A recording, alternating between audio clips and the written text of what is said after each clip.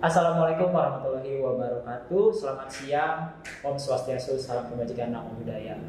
Terima kasih teman-teman kembali hadir di hari ini untuk di live podcast, dan saya senang sekali hari ini sudah ditemani oleh dua narasumber keren kita. Dan hari ini kita bakal membahas seputar melawan radikalisme di masa pandemi dengan penguatan nilai-nilai Pancasila di media sosial. Oke, langsung aja kita langsung bergegas memperkenalkan narasumber kita. Yang pertama ada dari Abang Makmur Rashid dari co-founder lembaga CICSR. Boleh sapa dulu Bang untuk teman-teman yang ada di rumah mungkin. Assalamualaikum warahmatullahi wabarakatuh. Salam hormat semua. Semoga ini menjadi diskusi bermanfaat untuk kita bersama. Oke, amin.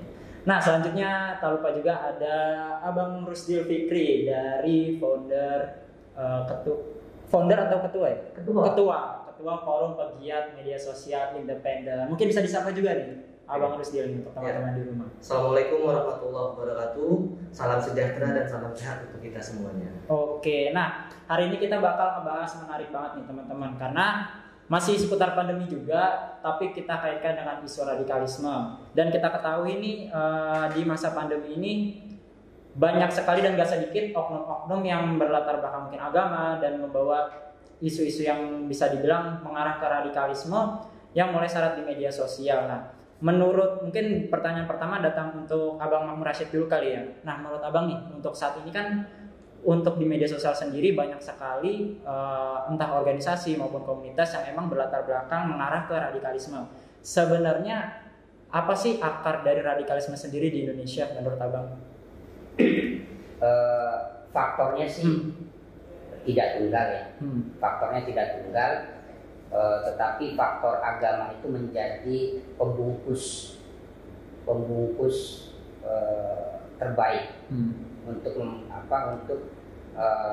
menebar virus radikalisme. Tapi radikalisme kalau tidak pada tatanan tindakan, dia tidak menjadi sebuah hal yang berbahaya, tetapi dia dia sangat bisa dibakar oleh orang-orang tertentu, karena setiap polemik yang ada di Indonesia tentunya ada pihak ketiga yang menjadi pemainnya. Misalnya di tahun 2021 awal itu sekitar 9, triliun lebih ada dana yang digelontorkan oleh dari Barat. Nanti bisa di searching lah di Google. Nama panggilannya itu namanya Soros. Nah, itu dia menggelontorkan dana hanya untuk sekedar menghancurkan nasionalisme yang tumbuh dan tertanam di dalam masyarakat Indonesia. Nah, terkait pada aspek pemahaman radikalisme itu di dalam monitoring yang dilakukan oleh lembaga-lembaga riset manapun itu sekitar berada di kisaran 80% ke atas. Ini aspek pemahamannya.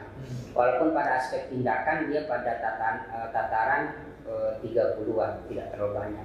Tapi 80% ini jika digoreng dan dibakar oleh oknum-oknum tertentu, maka dia berpotensi untuk berubah menjadi tindakan. Nah, tindakan-tindakan yang terjadi pada tahun 2020 atau di awal 2021 itu memang tidak terlalu banyak, tetapi bisa menjadi sebuah pembangkit emosi. Misalnya kayak kemarin pelarangan pemaksaan jilbab, itu sebenarnya di sekolah itu embrionya sudah lama.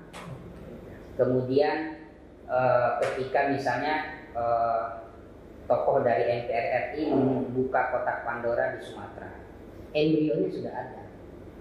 Nah, jadi embrio-embrio itu yang bersifat pemahaman itu tinggal dibakar sama orang tertentu, jadilah yang bersifat tindakan. Tapi bagi kita ini harus menjadi waspada, karena 80% ya, 80 sampai grafiknya itu 80 sampai 85% orang itu tertarik untuk semangat jihadnya. Jadi saya bisa memberikan materi pertama yang marak di tahun 2020 itu narasi trilogi, yaitu membongkar konsep keimanan yang bersifat nusantara. Kayak kita ini kan bergotong royong, kemudian tidak suka saling mencaci. Nah, ini dibongkar sama mereka. Nah, ketika mulai dibongkar, mereka diasah, kemudian mereka berpindah ke ranah jihad. Setelah itu ujung-ujungnya adalah menegakkan khilafah Islamiyah. Makanya saya bisa katakan seluruh gerakan radikal teroris itu adalah ujung-ujungnya adalah menegakkan atau mengganti sistem dan ideologi negara. Oke. Nah kan sebenarnya dari pemerintah sendiri untuk menangkal atau meredam penyebaran radikalisme sendiri, Indonesia kan sudah berbagai upaya dilakukan. Salah satunya melalui deradikalisasi. Nah, menurut Mas Makmur Rashid sendiri, sebenarnya deradikalisasi di Indonesia sendiri apakah sudah menjadi langkah yang konkret di negara kita ini, atau emang perlu langkah-langkah yang atau strategi yang lebih signifikan lagi untuk meredam radikalisme di Indonesia sendiri? Lembaga-lembaga terkait untuk menangani deradikalisasi atau rehabilitasi, kemudian lembaga pencegahan di negara kita itu kan banyak, tidak saja dari lembaga pemerintahan. Kayak kita ini sebenarnya kan peran dari civil society untuk menderat orang, tetapi memang lembaga-lembaga pemerintahan itu jikalau dia bisa saling terintegrasi satu dengan yang lainnya, itu menjadi ibarat lidi ya. Lidi itu kan kalau satu sendiri itu kan cepat patah. Tapi kalau bergabung kemudian menarik peran civil society yang efektif, karena mungkin juga bukan tidak melibatkan civil society, tetapi civil society yang mana yang dilibatin. Jangan sampai bergerak kemudian melahirkan kontraproduktif. Nah, upaya-upaya misalnya ketika ada teroris itu kan tahapannya berbeda-beda, Mas. Ada yang kelas A, ada yang kelas B, ada yang kelas C. Nah, kalau kayak di Poso itu kelas A. Karena apa? Itu kita yang menembak atau kita yang tembak. Itu aja prinsipnya. Nah, kalau di penjara itu biasanya kelas B. Kelas D itu tapi kelas B saja kalau kita berhadapan dengan mereka itu menguras psikologi. Itu kalau orang yang tidak terbiasa dia bisa 2-3 hari mati, Mas. Karena tatapan dia itu, karena kita bertemu dengan orang yang sudah berbeda dan kita mencoba masuk ke ruang diri, ke ruang pemikiran yang mereka sudah buat sekat, itu gak boleh masuk ke pikiran gua. Nah, atau yang kelas C, kalau yang kelas C ini enak, ya. Tetapi untuk membuat mereka menjadi orang kembali ke NKRI itu tidak semudah ketika mereka menjadi teroris. Kalau kata Ali Imran itu orang menjadi teroris itu butuh waktu 3 hitungan menit atau detik. Tetapi menobatkan mereka untuk menjadi seorang warga negara Indonesia yang baik itu butuh tahunan. Makanya ada orang-orang Islam itu yang di circle kita itu sampai 8 tahun baru mau menaruh foto presiden dan wakil presiden. Tetapi secara pemahaman masih Salafi Wahabi.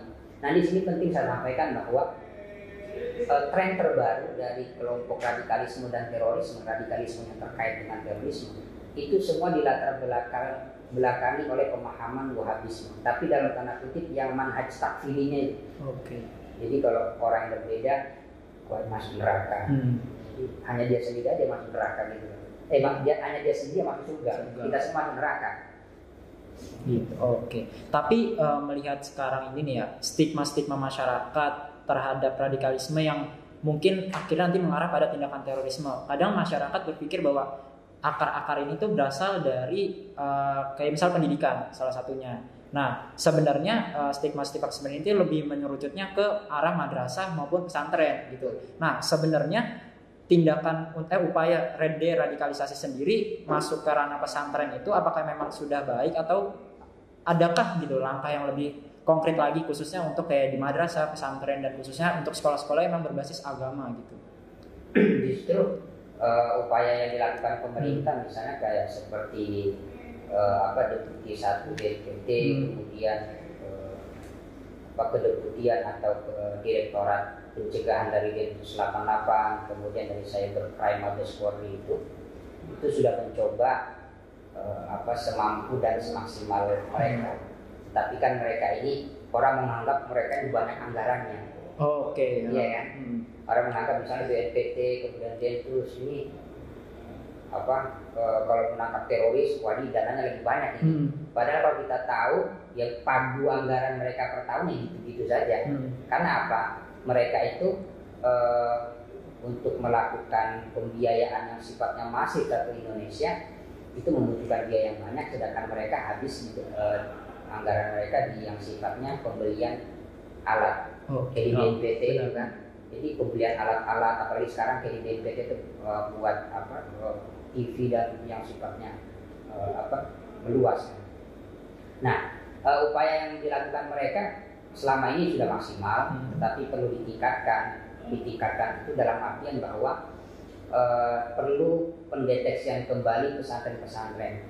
Karena kita ini jebol di segala lini. Misalnya begini, kita itu untuk membuat pesantren terlalu mudah. Atau contoh kecilnya kita ingin ke Mesir, sekarang itu mudah. Tanpa melalui Kementerian Agama kita udah bisa berangkat ke Mesir. Nah, kalau dulu orang ingin berangkat ke Mesir, itu data dia sudah ada di Kementerian Agama. Sekarang kalau saya punya duit ingin berangkat sendiri ke Mesir langsung berangkat. Bisa ya? Langsung bisa.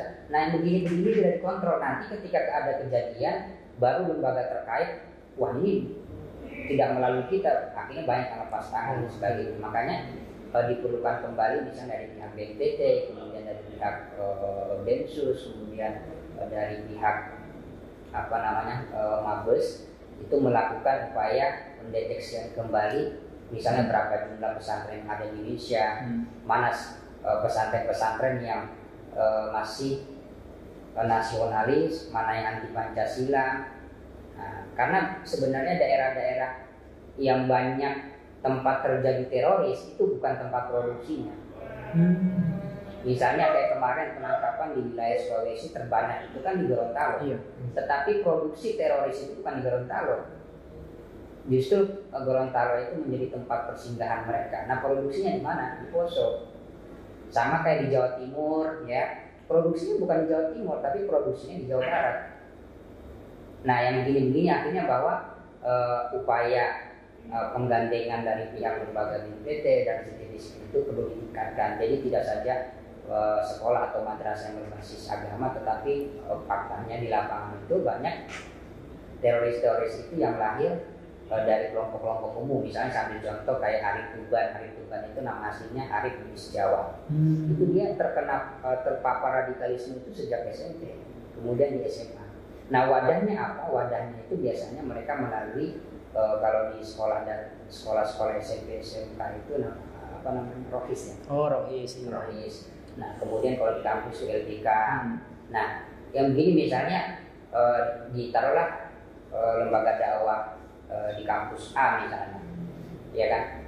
Nah berapa jumlahnya ini kan belum ada data yang lengkap. Saya bisa katakan belum ada data yang lengkap. Misalnya LDK di kampus A berapa jumlah yang menjadi ideolog ini belum ada. Nah sebenarnya itu bisa kita lakukan. Tinggal bagaimana lembaga negara menggandeng pihak civil society untuk saling bahu membahu. Oke. Emang sebenarnya untuk menghadapi atau meredam radikalisme sendiri nggak bisa kita hanya mengandalkan dari satu instansi khususnya pemerintah saja. Diperlukan sinergi dari beberapa contohnya masyarakat maupun beberapa NGO atau komunitas lainnya. Nah ini pas banget karena di sini langsung ada Bang Rusdil Fikri selaku dari FMSI yang diketahui juga bergerak juga untuk kontra narasi seperti radikalisme sini. Mungkin bisa diceritain dulu Mas, seperti apa sih visi maupun misi dari FMSI sendiri untuk meredam radikalisme? Yeah. Nah jadi FMSI atau Forum Pegiat Media Sosial Independen ini hadir atas keresahan yang terjadi di tengah-tengah masyarakat. Karena kita ketahui bersama FMSI didirikan pada tahun 2018. Pada saat itu juga sedang ramai-ramainya isu politik ya, itu alasan pemilihan gubernur. Itu sedang ramai-ramai juga. Kemudian pada saat polarisasi efek pilpres yang masih terasa sampai sekarang. Nah, itu merupakan salah satu penyebab ataupun faktor menjamurnya paham-paham radikal. Karena sekarang paham-paham radikal benar kata Mas Makmun bahwa bukan hanya berbalut agama saja, tapi sekarang paham-paham radikal itu sudah mencair sampai ke narasi-narasi ataupun yang sifatnya kepemudaan.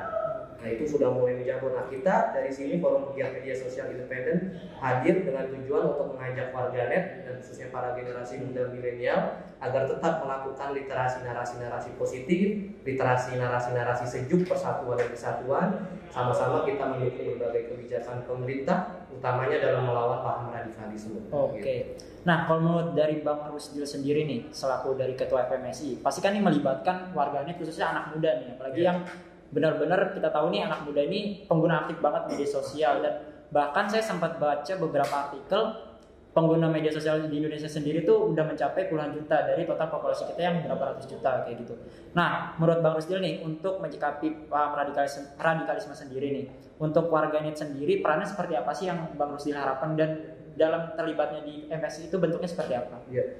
FMSI terus mengedukasi berbagai kalangan warganet seperti ini lewat diskusi interaktif. Kemudian kita juga mengadakan sesi sharing diskusi ke berbagai daerah. Kita juga kemarin sempat sebelum pandemi kita sempat mengadakan petisi tanda tangan dukungan, mulai dari dukungan melawan paham radikal, dukungan melawan hoax dan semacamnya. Intinya adalah kita sama-sama mengingatkan masyarakat, warganet, pengguna media sosial bahwasanya lalu lintas media sosial itu susah ditebak. Lalu lintas media sosial itu sangat ramai, banyak berbagai paham di situ. Makanya kita anggap, yuk masyarakat semuanya kita filter narasi-narasi yang negatif yang ada di media sosial dengan cara mengcounter narasi-narasi positif. Kita terus memproduksi narasi-narasi positif di media sosial dengan tujuan adalah agar masyarakat itu dapat melihat bahwasanya oh ternyata pemahaman mereka salah selama ini dengan adanya konten narasi positif tersebut. Oke, berarti emang dari FMSI sendiri benar-benar menggunakan media sosial maupun internet sendiri untuk ibarat kayak menginternalisasikan nilai-nilai Pancasila lagi ya. Itu cara kita. Betul. Nah, sebenarnya kalau dari Bang Rusdil sendiri nih di FMSI dalam ibarat mencoba menginternalisasikan nilai-nilai Pancasila, apa sih maksudnya bentuk konkretnya gitu dari setiap, kan tadi disebutin proyeknya, ada nggak sih kayak bentuk konkret yang benar-benar berdampak kepada lingkungan masyarakat sendiri, terutama dalam pemahaman radikalisme sendiri ini? Iya, bentuk konkret kita sekarang adalah kita terus memproduksi konten-konten positif dan edukatif. Kalau sekarang paham radikalisme itu bukan hanya berbalut agama, tapi sekarang tuh banyak paham-paham radikalisme itu yang justru semakin memojokkan ataupun menyudutkan program-program pemerintah. Nah, salah satunya adalah program vaksinasi ini. Nah, konten-konten paham radikal itu ternyata berbelut kemasan menolak vaksin dengan tujuan agar masyarakat banyak tidak percaya terhadap pemerintah. Padahal selama ini upaya pemerintah itu sangatlah baik untuk masyarakat. Dulu banyak konten paham radikal itu berbalut vaksin itu ternyata tidak halal. Akhirnya dibuktikan oleh fatwa MUI ya bahwa vaksin itu halal. Sekarang paham radikal itu berkemas dengan ternyata vaksin itu ternyata berisi chip. Itu merupakan konten-konten hoax yang sangat ngawur.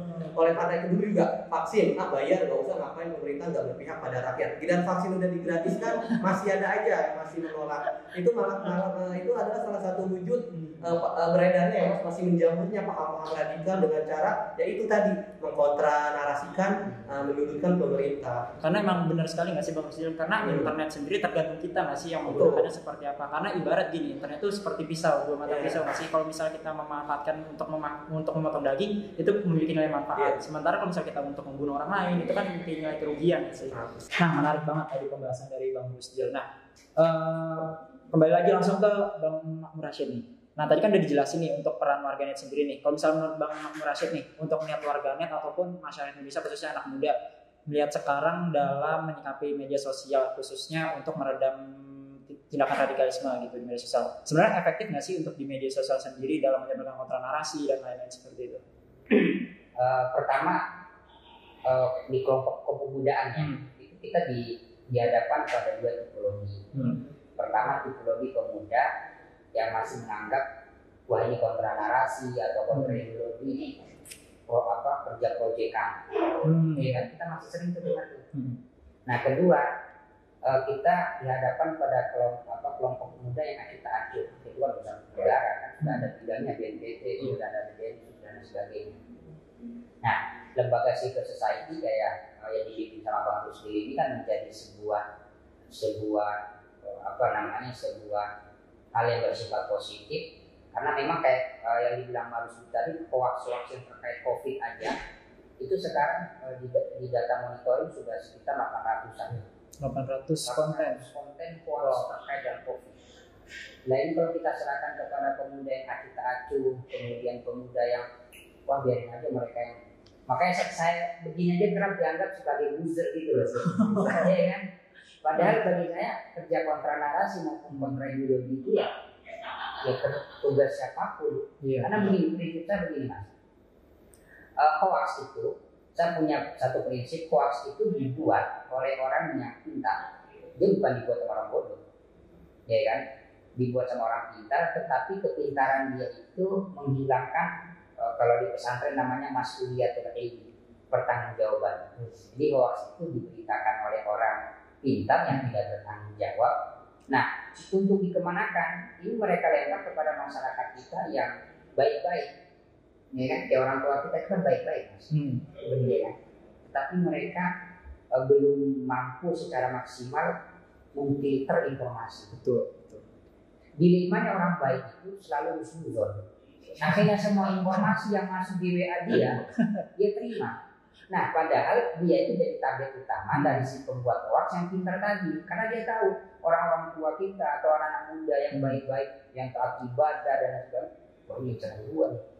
Dia kalau gua kasih narasi, ini husnuzon. Nah itu salah satu nggak bagusnya orang yang terlalu husnuzon terus gitu. Tapi memang agama mengajari kita husnuzon. Tetapi kebaikan itu dimanfaatkan oleh kelompok radikal teroris. Sambil saya ambil contoh. Kemarin itu ada misalnya pengumpulan dana tidak sampai 1 minggu mas, tidak sampai 1 minggu terkumpul 3 miliar. Wow. Kalau yang kasus TPI itu kan udah sampai berapa hari 2 miliar ya. Itu baru kemarin sudah sampai 5 hari kalau tidak salah itu terkumpul 3 miliar. Apa yang mereka manfaatkan? Yang mereka manfaatkan itu kebaikan seorang warga Indonesia yang terpatri di dalam diri dia yang namanya gotong royong. Jadi kalau sampai ini karena kita sama-sama baik ini ya, akhirnya jangan WA saya, bro keluarga saya sakit. Ini kita ini sebagai warga Indonesia tumbuh secara otomatis, tumbuh bantu. Makanya di Jepang itu salah satu pejabat tertinggi mereka pernah meneliti salah satu manifestasi Indonesia itu adalah gotong royong. Tetapi gotong royong atau kebaikan yang sifatnya tolong menolong itu dimanfaatkan oleh kelompok radikal teroris itu. Jadi kita ini betul kata Pak Agus, kita ini berhadapan bukan dengan orang yang bodoh, dengan orang yang pintar. Kayak siapa namanya grupnya Ambrosi, bukan orang bodoh-bodoh ini, pintar-pintar mereka. Pemain lama ya. Oke, pas banget berarti kan tadi sifatnya husnuzon istilahnya husnuzon. Nah, kalau dari Bang Rusdil sendiri nih, kiat-kiat itu seperti apa sih agar khususnya kita ataupun mungkin nanti lingkup keluarga lah, lingkup kecil gitu, agar kalau misalnya menerima informasi itu nggak langsung kayak oh iya gitu, langsung nerima aja gitu. Nah, kiat-kiat efektif seperti apa sih dalam menyikapi hal tersebut khususnya di grup-grup keluarga gitu kan? Meneruskan berarti pendapatnya Bang Amun ya.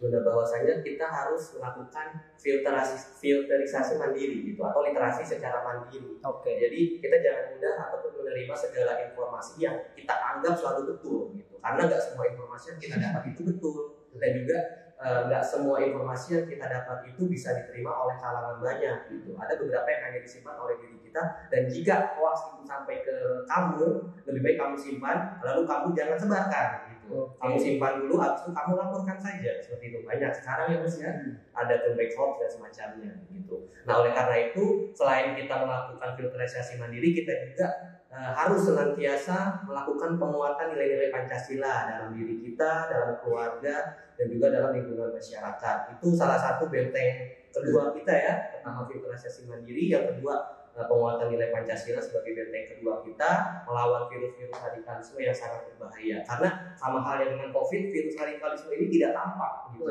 tapi bahayanya itu lebih luar biasa daripada wabah penyakit gitu. Ya tidak terasa. Nah kembali lagi nih, tadi kan dari Bang Mahmud Rashid sendiri menyinggung soal ormas-ormas yang emang kita ketahui nih sempat beberapa waktu dulu lagi masif-masifnya ya nggak sih?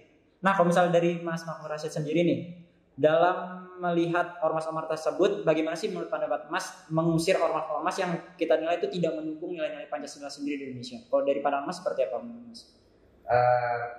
Banyak orang yang bilang ini, untuk apa sih bubarin ormas sampai pemikiran seperti itu ya. Tetapi pengalaman saya, jadi ketika dulu rame-rame Hizbut Tahrir, ini saya bisa katakan bahwa saya orang yang termasuk di dalamnya yang pilih Indonesia pakai dana pribadi. Jadi model saya dulu, saya kan penulis ya, jadi kalau sudah terjual buku saya sampai 5 juta, itu saya keliling, saya kasih anak-anak mahasiswa buat kegiatannya di kampus. Nah, itu sampai satu Indonesia, kemudian baru lahirlah kemudian sampai ujung-ujungnya itu pembubaran di Indonesia.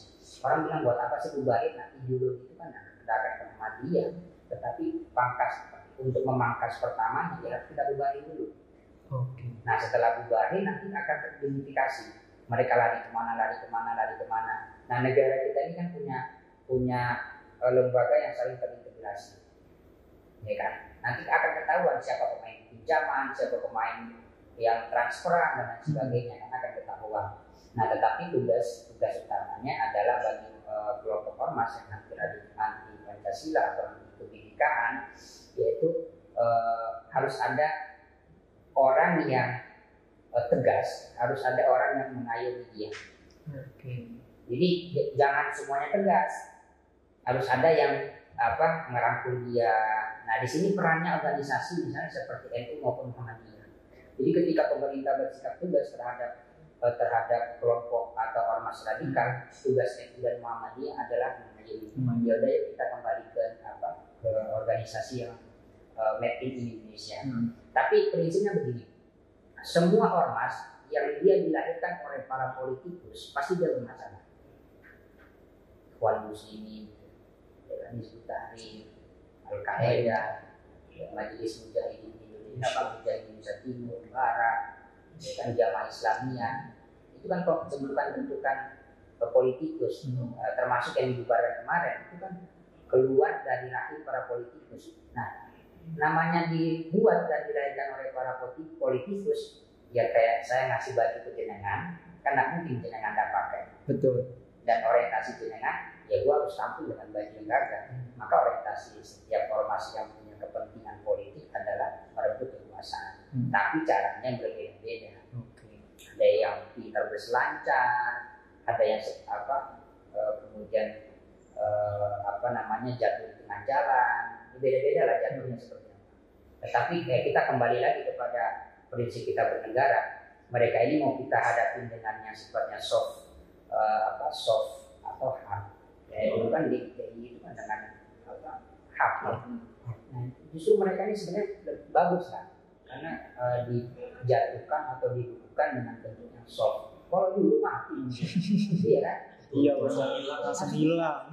Justru bagi saya lebih sementing kayak Hizbut Tahrir itu membubarin, pemerintah masih mereka itu kan masih ngajar di kampus-kampus. Betul. Itu kalau dulu mungkin udah hilang juga itu.